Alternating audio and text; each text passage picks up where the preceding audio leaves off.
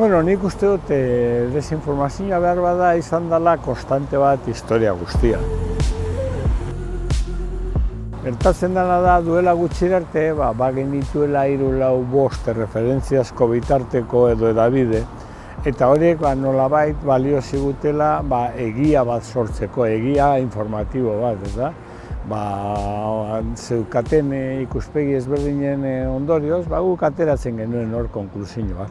Gaur egun errealitatea teknologikoa asko aldatu da, eta horrek suposatzen du gaur emisore asko dagoela eta era guztietakoak, ezta? Orduan lehen bazegoen nolabait kontrastatu beharra informazioa eta hainbat kontu. Gaur egun, nik uste dut hor dagoela aldaketarik importanteena, teknologiak permititzen du era berean ere, gero praktika txarrak praktikatzea edabideetan edo errealitate informatiboetan. Ez baitakizu nor den kazetari, nor ez dakizu bakoitzak ze interes duen, zer esaten duen, zertarako esaten duen, zenbatean egiten duen informazio faltsua. Orduan guzti horrek aldatu egiten du asko mundua, eta gero egia da bai beste alde batetik bakoitzak gero neurri batean kontsumitzen du nahi duena ere, ez da bakarrik igorlearen arazoa, hartzailearen ere.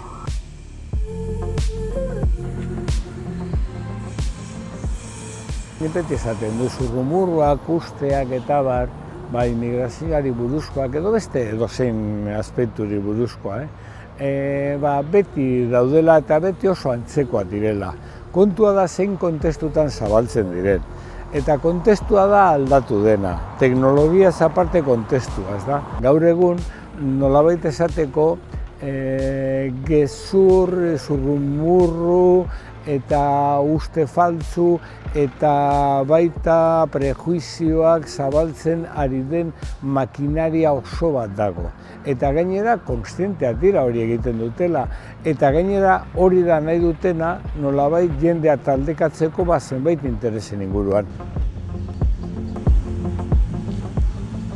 Nik uste tokiko edabideek badaukazue gauza bat zuen aldez da, eta da behar bada jendeak gero eta gehiago edabide orokorrak edo generalistak abandonatu egiten dituela eta tokikoak hartzen dituela.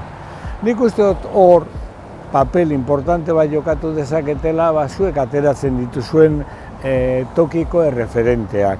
Eta azken finean oso importantea da zurrumurruak eta uste faltzuak eta informazio desitxuratua eta desinformazio bera kontrarrestatzeko oso importantea da zuk aukitea referente importante batzuk. Hau da, aukitea pertsona batzuk zeinengan konfiantza daukazun.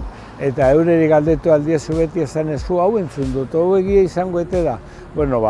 Jente horrek egiten duen papera egin dezakezu ere tokiko edabideek bi bidez, ez da?